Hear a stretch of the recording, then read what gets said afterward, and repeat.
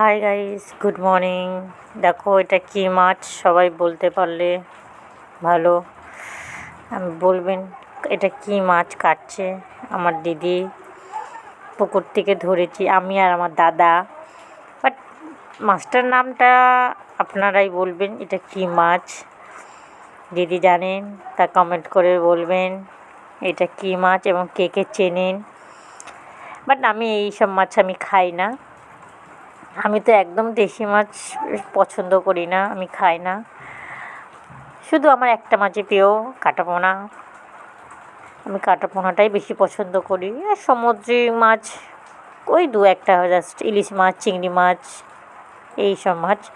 আর দেশি মাছ আমি তেমন পছন্দ করি না, আমি খাই না।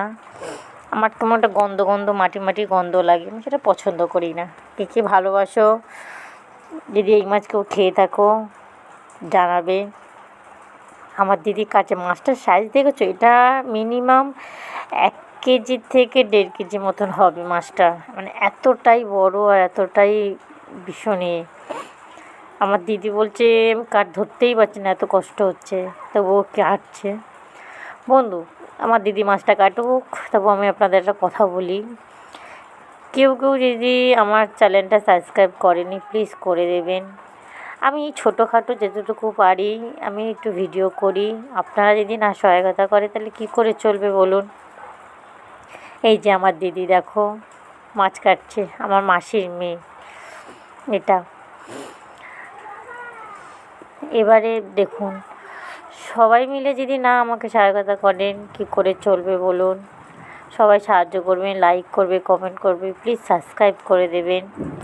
যদি কোনো ভুল ত্রুটি হয়ে থাকে ক্ষমা করে দেবেন, মানিয়ে নেবেন।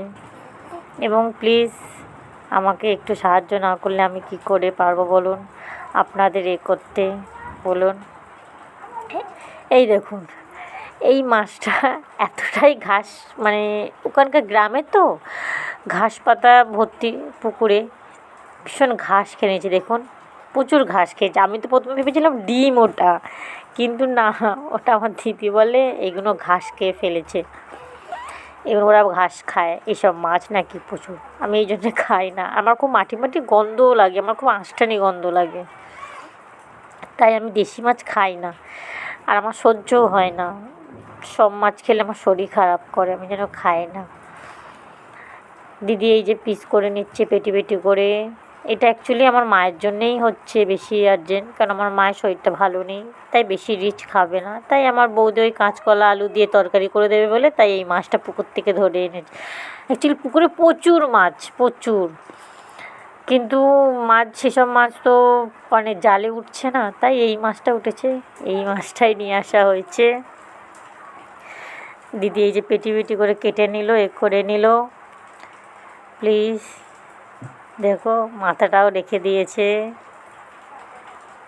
আমার দিদি কেমন মাছ কাটছে, ওটা আমার বৌদির মুখটা দেখা যায়নি। আমার বৌদি এরকম আমার বৌদি রান্না করছে, আমরাও সাহায্য করছি আমার বৌদিকে।